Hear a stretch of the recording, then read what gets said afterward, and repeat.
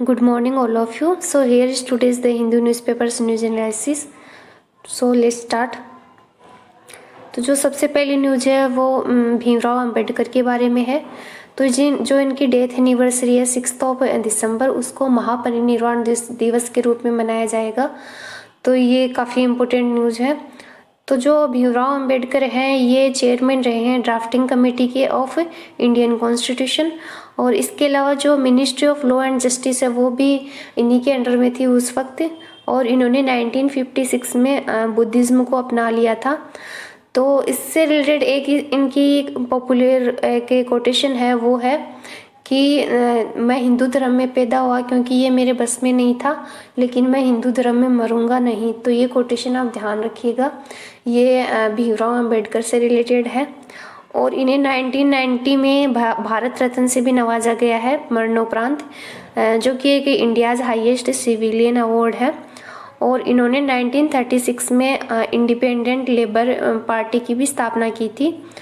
और इसके अलावा इनकी जो बुक्स हैं वो एक है waiting for a visa, who were the Shudras, ये इनकी सेकंड बुक है। और इसके अलावा इन्होंने एक और ऑर्गेनाइजेशन की स्थापना की थी, वो थी शेड्यूल्ड कास्ट फेडरेशन, जिसकी स्थापना की गई थी 1942 में। और महात्मा गांधी और अंबेडकर के बीच में एक पॉपुलर पैक्ट साइन किया गया था, जो था पूना पैक्ट, जो साइन किया गया था 1932 में इन येरावदा जेल ऑफ महाराष्ट्र। और उस वक्त महात्मा गांधी की तबीयत बहुत ज़्यादा ख़राब थी, तो उनके बिहाफ पे जो पूना पैक्ट पे साइन किए गए थे वो किए गए थे मदन मोहन मालवीय द्वारा। तो ये फैक्ट आप ध्यान रखिएगा। आगे चलते हैं। आगे की न्यूज़ है वो वोल्केनो के बारे में है, जो अभी इंडोनेशिया में इरप्ट हुआ है उसके बारे में है। तो वोल्केनो से रिलेटेड आप दो चीज़ ध्यान रखिएगा, पहली है मैग्मा, दूसरा है लावा। तो मैग्मा होता है जो अर्थ के अंदर रहता है, उसको मैग्मा बोलते हैं। और जब वो वोल्केनो इरप्ट होता है तो जब वो बाहर आ जाता है मैग्मा, तो उसी को हम लावा बोल देते हैं। तो ये डिफरेंस ध्यान रखिएगा।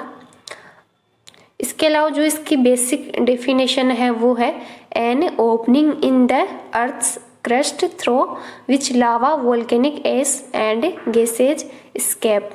तो ये इसकी बेसिक डेफिनेशन है। इसके अलावा अगर वोल्केनो से रिलेटेड एक टर्म काफ़ी इम्पोर्टेंट है जिससे काफ़ी क्वेश्चन पूछे जाते हैं, वो है रिंग ऑफ फायर, यानी जो जहाँ पे ज़्यादातर वोल्केनो इरप्ट होते हैं उसको रिंग ऑफ फायर बोला जाता है। जो जिसे एक और दूसरे नाम से बोला जाता है वो है सरकम पैसिफिक बेल्ट। तो ये भी क्वेश्चन पूछा गया है कि रिंग ऑफ फायर को और कौन से नाम से बोला जाता है, या जो सरकम पैसिफिक बेल्ट है वो किसका दूसरा नाम है। तो ये रिंग ऑफ फायर का है। तो ये एक रिम है जो कि पैसिफिक ओशियन में पाई जाती है। तो ये भी क्वेश्चन पूछा गया है कि जो रिंग ऑफ फायर है वो कहाँ पाई जाती है। तो ये पैसिफिक ओशियन में पाई जाती है। इसके अलावा अगर इंडिया की बात करें तो इंडिया का ओनली एक्टिव वोल्केनो वो है बैरन आइलैंड पर, जो कि है अंडमान सी में। इसके अलावा जो ये इंडियन सब कॉन्टिनेंट में भी एक ओनली एक्टिव वोल्केनो है। और जो चेन है वोल्केनोज की सुमात्रा टू म्यांमार, उसमें भी ये ओनली एक्टिव वोल्केनो है जो बैरन आइलैंड में है, अंडमान सी में जो लोकेटेड है। तो ये चीज़ ध्यान रखिएगा। और ये जैसा मैंने बताया रिंग ऑफ फायर ये पाई जाती है पैसिफिक ओशियन में। तो ये काफ़ी इंपॉर्टेंट क्वेश्चन है, ये ध्यान रखिएगा आप। आगे चलते हैं। आगे की जो न्यूज़ है वो एनीमिया के बारे में है। तो एनीमिया के कितने केस, कहाँ कितने केस है उसके बारे में ये रिपोर्ट दी गई है आज के जो डाटा पॉइंट है आज का द हिंदू का, उसमें। तो एनीमिया का जो मेन कोज होता है low level of iron in the body. इसके अलावा जो गुजरात है वो है हाईएस्ट शेयर ऑफ चिल्ड्रन जिनकी एज जो 6 to 59 है मंथ है, वहाँ पे सबसे ज़्यादा केस है एनीमिया के, जो अभी नेशनल फैमिली हेल्थ सर्वे प्रस्तुत किया गया है 5th नंबर का, उसमें बताया गया है। इसके अलावा ये स्टेट दे रखे हैं कहाँ कितने एनीमिया के केसेज हैं। आगे चलते हैं। तो आगे की जो न्यूज़ है वो जुडिशियल इंफ्रास्ट्रक्चर के बारे में है। तो इससे रिलेटेड एक जो सुप्रीम कोर्ट है इंडिया का, उसका जो स्टैटिक पोर्शन है वो आप ध्यान रखिएगा। वो है कि ये सुप्रीम जुडिशियल बॉडी है जहाँ 34 जजेज होते हैं, 33+1 जो होते हैं चीफ जस्टिस ऑफ इंडिया, जो अभी है NV रमन्ना। और जो सुप्रीम कोर्ट है उसको फाउंड किया गया था 1937 में as a federal court of India, और 1950 में इसे सुप्रीम कोर्ट ऑफ इंडिया बना दिया गया था। तो ये चीज़ ध्यान रखिएगा। इसके अलावा जो अभी जवाद जो साइक्लोन आया था उड़ीसा में, उसको लेके ये न्यूज़ है। तो जो जवाद है वो नाम दिया गया था सऊदी अरेबिया के द्वारा, जिसका मतलब होता है लिबरल और मर्सीफुल। तो ये ध्यान रखिएगा। इसके अलावा जो साइक्लोन है इसको अलग अलग जगह पे अलग अलग नामों के द्वारा जाना जाता है। तो जो अमेरिका वाला एरिया है वहाँ पे इसे हुरिकेन बोला जाता है, और जो इंडियन ओशन है वहाँ पे इसे साइक्लोन बोला जाता है। ऑस्ट्रेलिया वाले एरिया में इसे विल्ली विल्ली बोला जाता है, और जो चाइना सी है वहाँ पे इसे टाइफून बोला जाता है, साउथ चाइना सी के अंतर्गत। तो ध्यान रखिएगा। और आगे की जो न्यूज़ है, जो अभी आर्मी ऑपरेशन में जो 15 सिविलियन की जो जान गई है उसके बारे में है नागालैंड में। तो जो नागालैंड है वो एक नॉर्थ ईस्ट का स्टेट है इंडिया का, और जिसकी कैपिटल है कोहिमा। और वहाँ का एक जो पॉपुलर फेस्टिवल है वो है हॉर्नबिल। तो ये ध्यान रखिएगा कि हॉर्नबिल फेस्टिवल कहाँ का है, तो वो नागालैंड का है। इसके अलावा जो नागालैंड है इसे बनाया गया था 1963 में। तो ये ध्यान रखिएगा। आगे कुछ एडिटोरियल दिए हुए हैं जो काफ़ी इम्पोर्टेंट है।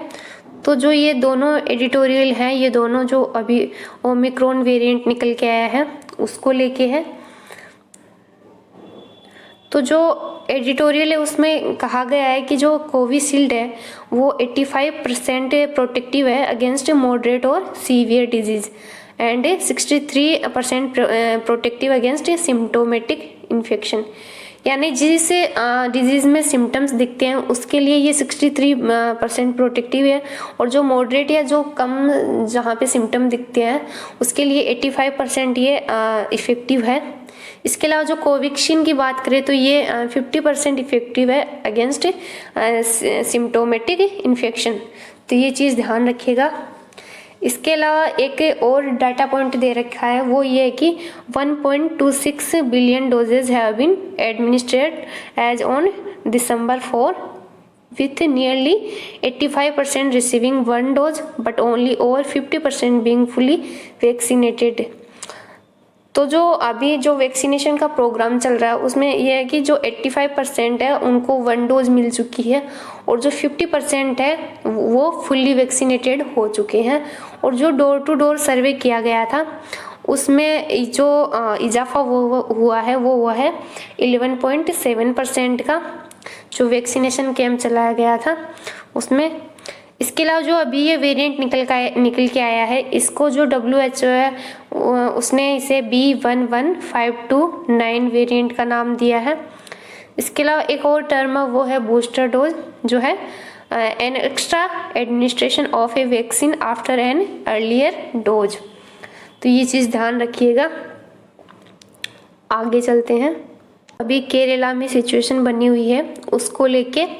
तो केरला में अभी एक मर्डर केस हुआ था जिसको लेके अभी केरला हाई कोर्ट ने वो केस CBI को सौंप दिया है।